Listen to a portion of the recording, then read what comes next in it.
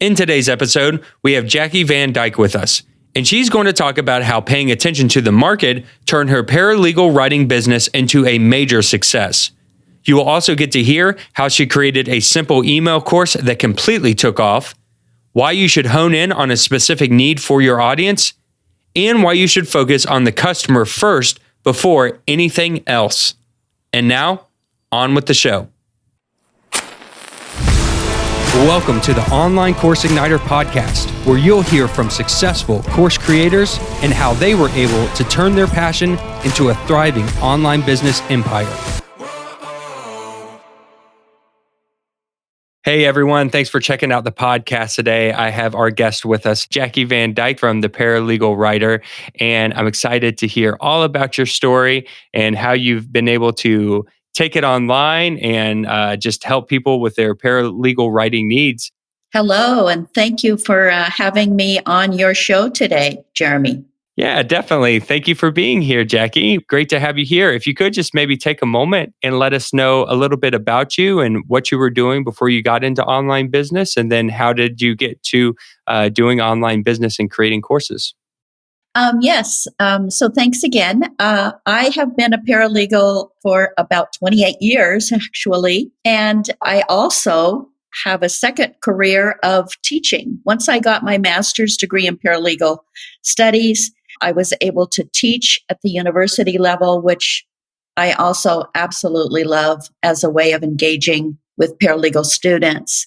And so I've been doing both, or I was doing both of these paths for a number of years, and then decided, okay, maybe I could just go out on my own and try this, really not knowing what to expect. But I did know that I had invested a lot of time in the industry. I had networked a lot. I knew a lot of people and had recognized that paralegals were at all levels were struggling with their writing, whether they were brand new to the field or seasoned paralegals. Everyone had some issues with legal writing. It's sort of a beast of its own. So about 2 years ago, that's when I decided to go out on my own and start some online courses to see what would happen. Awesome. Yeah. And I'm excited to dive into that story and hear how it brought you to that. So when you talk about paralegal writing, can you explain that a little bit for me and for the listeners? What all does that entail? When I say paralegal writing, I mean writing that you're doing in a law firm. You're preparing documents for your supervising attorney. You're preparing documents to present to the court. You may be interviewing a client and then writing a summary of those details to hand off to your attorney.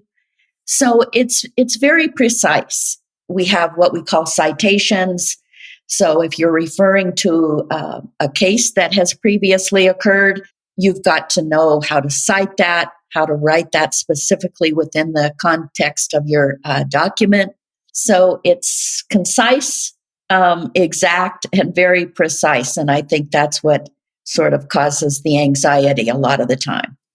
Yeah, it seems like a skill that you would definitely have to be good and passionate about.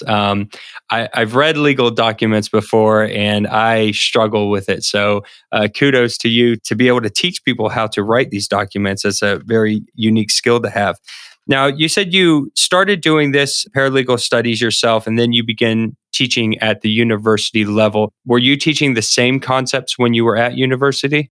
Yes, I actually still teach part-time at both George Washington University on the East Coast and University of San Diego on the West Coast.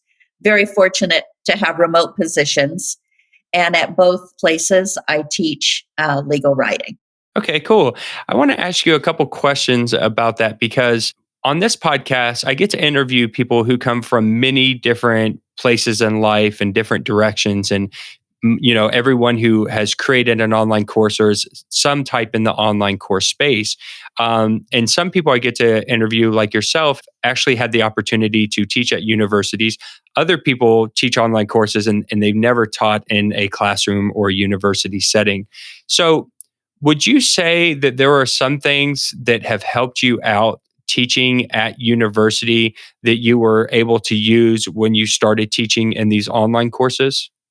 Yes, I think for one thing, I believe that teaching at the university gave me a level of credibility so that when I went out into the online market, for those who may not know me, that's a part of my bio. That's who I am. So you have a proven track record. You're comfortable with students. You've helped them through their issues before you go into this totally remote online presence. So I think it's definitely been a help.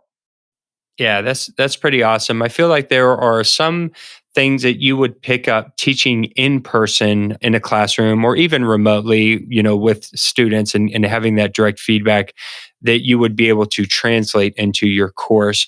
Not everyone gets that opportunity. And like you said, that's pretty cool that you do have a level of credibility that you're a university teacher and that just kind of amplifies your position right away. So that's really neat. Okay, so you were teaching at the university, you're doing this work, and then 2 years ago, you decide, okay, I'm going to go out on my own and I'm going to start teaching the writing, which was a need that you saw people had. So, what did that look like in the early stages? How did you transition from doing this work into going out on your own and doing this work? I'm very active online in a number of platforms, and there are a couple of very large paralegal Facebook groups that I had participated in for a long time. And I watched a trend of comments and paralegals of all levels saying, they were frustrated. They didn't feel they either got much help in the classroom with their writing, or the professor wasn't available, or they were preparing for a writing certification exam and they were scared. Others were posting that they had failed the writing exam a few times and just didn't know where to go. So I had watched that for several years, and I decided, okay, I think it's time that I leave my day job, keep the teaching because that I really enjoy, and start teaching the classes myself. And having no idea, if it was going to catch on, other than seeing a real niche, right? Seeing these repetitive comments for several years made me think, okay, I can do this. I know what they want. I know what they're asking for. Let's just put these lessons together and throw them out there. Awesome. Yes. It's really great that you say that you were doing essentially market research, whether you were aware of it at the time or not. That's something that people need to take away from this interview is to make sure that you're paying attention to the market. If you don't know what to talk about or what to teach in your course, maybe you know the subject, but as you can see, Jackie here was paying attention to what was happening in the market and saw a need and was able to fulfill that need. And so that's really great that you were doing that. I recommend anyone to get in Facebook groups, forums, anywhere where people are conversating and try to see what they're asking for and then fulfill on that. And I think that's really cool that you did that. So you are like, I know this information. I know I can help these people. I know what they're asking and I have the answers. So what did you do? Did you start putting together an outline or a curriculum, or did you just start recording videos, or what did that process look like? So I felt that the personalization, the one-on-one is what my students like. I found this in the classroom as well. If I would have live office hours, they would come where they could ask questions, see my face, I could see their face. We could develop, a rapport. I would provide detailed feedback. And so I wanted to transition those same things to my course. So I basically started out simply using email. I opened a Facebook group and invited everyone that I knew to come into the Facebook group and started polling them, asking them, what do you want to talk about? What courses would you like to see? And they gave me suggestions. They wanted everything from vocabulary to how to write a case brief to how to write a memo was the biggest request or the largest request that I got. And so I simply put together some fictional scenarios and got all of my textbooks out, kind of looked at previous lesson plans I had done and put some together and created a price point that I thought would work and simply offered everything via email, which was quite labor intensive at the beginning. So, when you say that you are providing everything through email, does that mean that the course itself is through email? Yes, I would. I set up a website, obviously, then had to get, the pay funnel in there. So you got to pick Stripe or PayPal, whatever you're going to use. And then I could lead everyone to the website, have a summary of the class, and then they can pay for the course. And then I would get notified in my email inbox, and then I would send out the weekly lessons. I created live Zoom Q&As each week, and it just took off. So now, 2 years into this, I'm just now in the process of beginning to record the lessons and move them onto a platform. So students can take it anytime they want instead of the designated times that I'm available. So it's really exciting. This is amazing. I have a couple things I want to ask you, but I feel like you're doing a lot of the right steps. You didn't focus on production and what camera and how you were going to film these and how you were going to pick a platform. You said, look, I can teach this in email. Email is easy. It's simple for the most part to get set up, and you're going to set up a simple website with a summary, a payment gateway, and off to the races you go. And you were able to start helping people and making money. And I think that that's so brilliant and so much needed in this industry, because so many people get hung up on production, lighting, cameras, recording, editing, and it really hinders them over time. And I feel like you just took a lot of the right steps. The first question I have for you is, was anyone helping you with this, or were you just kind of figuring this out as you went along? Totally did it myself, just trial and error. I think the key was that I had thought about this for a while, right? I had followed it intensely for a couple of years at least. So I knew a lot of people. I know a lot of people in the industry. That's probably my biggest success or reason for success is networking, helping others, for years in the industry, being recognized as an expert in what I do, and then honing in on a specific need.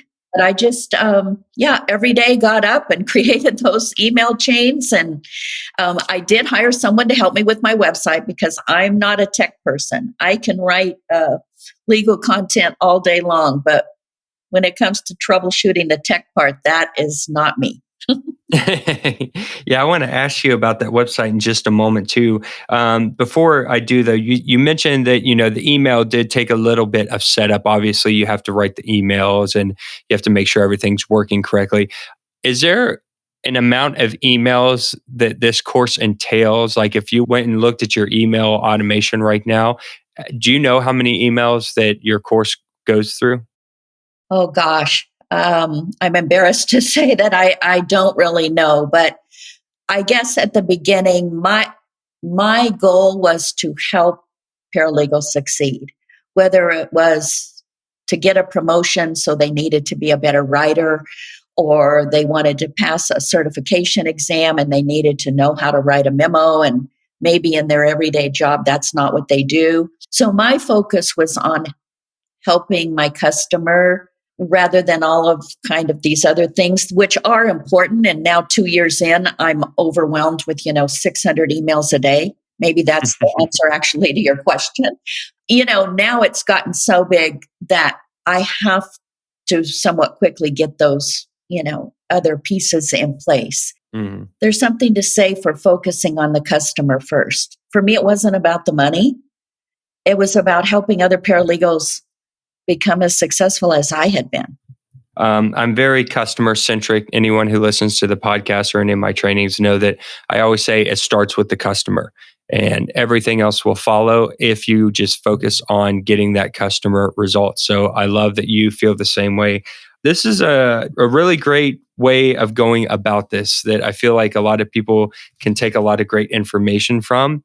I know that when you're starting out, some of these things can be a little complicated, figuring out how email works, setting up the software, writing the emails, getting the website built, setting up the payment gateway. But once you have that built, the foundation is there and you can build on to that. And so it sounds like you kind of went to a more simplified approach that just really got you to a much quicker place of being able to help people and growing this business. Would you agree with that? Yes. For example, the first 2 or 3 times I went through a memo course, maybe 4 weeks long. It's short and intense. And so by the second or third time through, I realized maybe one memo was catching on with everyone more than another. And so maybe I would edit, right? Or I would throw that one out and try a new scenario. And just trial and error and feedback I got from my students helped me to sort of then hone in on beginning to save some of the material, which now it repeats. Every 4 weeks I repeat the same material, so it becomes less time intensive. Are you struggling to create your first online course? Do you have an idea for a course topic but don't know how to get started? It can be hard trying to figure out everything that goes into course creation. How do you outline your course? How do you set up the technology to create the content? How do you publish it so that you can begin helping others and making money immediately? We know it can be difficult for first-time course creators. That is why we have designed the Start Your First Course Challenge. Our goal is to help you get that online course published within a couple of weeks. That means that you can get your digital product to market without wasting a bunch of time.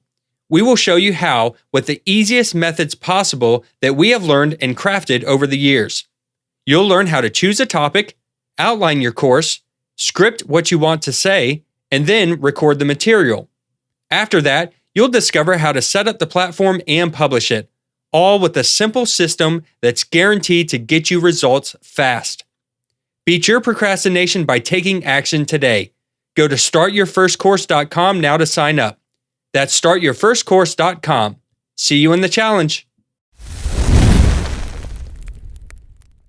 So you said that when you polled people, you were asking them questions. I think that's brilliant. I think people should be talking more to their audience, surveying them, asking them questions, taking polls in Facebook groups to find out what they're interested in.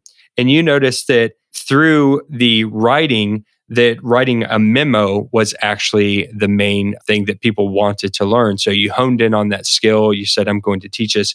And you have this method, the IRAC. Would you take a moment just to talk about that when it comes to writing a memo? Yes, we call it IRAC, or that's how we refer to it. And it stands for Issue, Rule, Analysis, and Conclusion. So basically, this concept or this format can be followed in almost any law office. Most law firms recognize this term. It's a very simple way to break up your material. You're going to identify your legal issue. Then you're going to provide the rule, which is usually case law or, legal codes. And then you're going to do your analysis. You're going to write, and that's where the writing really comes in. Preparing an intense, or I should say comprehensive explanation for your supervising attorney of here's what the case law says, here's our client's situation, here's how we should proceed with our case. And then conclusion, a brief summary of, what you've just said. And so we repeat this process every week with a different scenario, and soon the students become more confident in their writing simply by the repetition. You can take any scenario. It can be a fraud case, a arson case, a criminal case, and follow that same process of putting it on paper, and you're good. Yeah, this is really cool. I like the format of using a system like this. I think it's easy to remember for people. And I'm just thinking about the listeners out there right now who are listening to this podcast. If you could come up with some kind of framework like this, that's repeatable, and then maybe that could spark some ideas for you to test them with different scenarios, whatever you're teaching, whether it be marketing or graphic design or how to play an instrument or anything like that. I really like when you have these kinds of frameworks set up like this, because I feel like it's just easier for a student to understand than just a bunch of information, don't you think? Yes, it definitely is. And even though legal writing itself, we talked about how exact it can be. And even though it's intimidating to beginners, I think if you have a process, right, and all the information is going to fit in one of these boxes, even those that come into my class totally scared or totally no confidence at all. I've tried this a couple times. I can't do it. I've never been a writer. I said, yes, you can do it. It just takes practice and commitment. So that's why I hold the live classes every week. You can't make people come to your live sessions, but I explain to them that discussion time is truly probably one of the most important parts of learning. We learn from one another. We learn from each other's questions. You'll have examples on the screen. Don't sit in a corner and try to figure it out by yourself. It doesn't work like that. Yeah, you have to have the educational part, where you're actually teaching them. And then you have to have application where you're actually getting them to do the assignment or do something that's going to show them how to apply the educational material that you just taught them. But accountability is such a big thing in education and training. And I feel like the people who have some kind of community or group coaching or one-on-one coaching, or like you said, office hours. I love the office hours concept taken from schools. I've never thought about applying that, but yeah, having, open door policies or office hour policies, I think is really cool because it gives students a way to come, make sure that they're on the right track. You get to keep up with them to make sure that they understand the information, and having those conversations with them as the instructor, you are going to realize where they're getting stuck and what maybe you can improve on in the education going forward. Would you agree with that? Yes, absolutely. Very cool. So, the past couple years, you set this up. You said it really took off. What were some of the maybe the mistakes or some of the harder parts of setting up this business? Thinking about the person who's just creating their first online course, or maybe they haven't started yet. What would be some of the things that you would tell that person to watch out for, or maybe something that you would have liked to have done a little better when you were just beginning? Really be careful of the time that you have to commit. Why are you doing it in the first place? And then if you're going to go ahead with it, make sure that you've planned out your schedule. Because if you say you're going to be there, then you have to be there. I'm available 2 or 3 nights a week. And often that's not really what I want to do in the evening, but that's what I started out doing. And I found that that's what works. My customers are working during the day. They're trying to improve their lives in the evening taking a course. And so until I can sort of transition them all into maybe realizing that a video is just as good as me in person, or maybe me only coming online a couple times a month live, I think I would say it's definitely commitment. If you're going to put something out there, you've got to stick with it, and you've got to stick with it for a while to see if it's going to work. And then obviously, if you need to make some changes, we all do. But I think the commitment. And then I think another thing is determining your price point. My price point on my courses has varied kind of up and down a little bit. And that's one thing, I guess, because I didn't see this out there anywhere else when I started. Maybe I didn't do enough of homework to really gauge how to price it out. Now I'm getting more comfortable at it. Okay, yeah. Do you have any tips when it comes to pricing your course? This is a question I get asked a lot is, how do you price a course? So now that you've had a little time to research and reflect on your price, do you have any suggestions on how someone could price their online course? Like you said, you've got to do your market research, right? Go on and see what others are doing. Make sure you're connecting with people that are in the same industry as you. Maybe not doing exactly what you do, but have the same level of experience. LinkedIn is a great place to go for that. And see if they're offering a course and what that includes. Go check them out. Maybe even take one, right? Take a class. For me, I know what paralegals make because I've worked in the industry. So they don't get paid what the attorneys get paid. A month-long course is going to be very helpful, but it can't be their whole paycheck, right? They've got families, they've got school costs and everything. So I priced mine fairly low, but for me, it was okay because I got the customers in and it showed me that this is what they need. Now that I'm fine-tuned it, I can begin to charge more. Okay, awesome. Yeah, that makes a lot of sense. And people feel like once they pick a price or they record their course that it's set in stone. It never is. You can always adjust and change as needed. So I appreciate you saying all of that. That makes a lot of sense. What about getting people into your course? So you've had a little bit of time now. You said, when you first started, you were a professional in the field and you already knew some people. And now that time has gone on, have you found any strategies for marketing or for getting traffic to your course to be more beneficial than others? Truly, for me, word of mouth has been key. I get almost all of my customers from referrals. I will see online, they'll say, I took Jackie's course. It's awesome. You got to sign up. I'm like, oh, thank you. And I always try to go in and respond and thank those who are promoting what I'm offering. It's truly important. And I do run ads in a couple of paralegal publications, but most of I would say 95% of my customers come from word of mouth or referral. What do you think is it about your course that makes people want to talk about it or to spread it to other people? A couple things. One, I think, is the personalization. So if they want to turn their memo into me, if they want to email it to me and ask me to sort of mark it up for them, I will do that.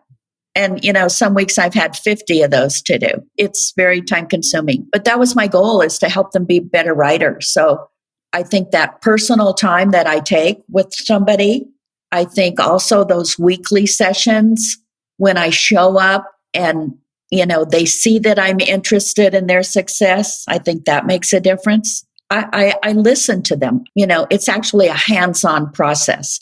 And that's what I have to make sure that I can maintain in some sense when I move these courses online. Well, it sounds like the big takeaway here is that if you are there for the student, you're helping the student, you're getting them results, you're doing the most that you can to make sure that they are seeing their success, then they will be more than happy to refer to you. And that just builds like a wildfire. And I think it's really amazing what you've done so far. I think that you've made some really great decisions to not having, anyone teach you along the way, for you to figure out some of these things as far as, paying attention to the market, just getting the course out there, helping people out. I feel like you've done a tremendous job. Thinking about the beginner, the first time course creator out there, what would be your biggest piece of advice for them going forward? Do what you're passionate about, do what you know, and commit. Just try it. Maybe set a short-term goal. Maybe it's, I'm going to do this for 6 months and see what happens, or I'm going to commit to a year. And you're going to have ups and downs. I still do myself, but I also have some very rewarding days. When a student comes back to me for a third class, I'm like thrilled, right? So I think it's, following your passion once you know what it is you're going to do, and give it time to succeed. I love that. That's some great information there, Jackie. I really appreciate it. And just thinking about your business, it's always great to ask questions and hear how you can help other people listening to the podcast. But I want to ask you a personal question. Where do you see your business in the next couple years, or 5 years, or 10 years from now? What would you like to have done? I would like to see my courses all on a platform where students can access them at any time, perhaps doing some live videos still, but pretty much evergreen and just running themselves.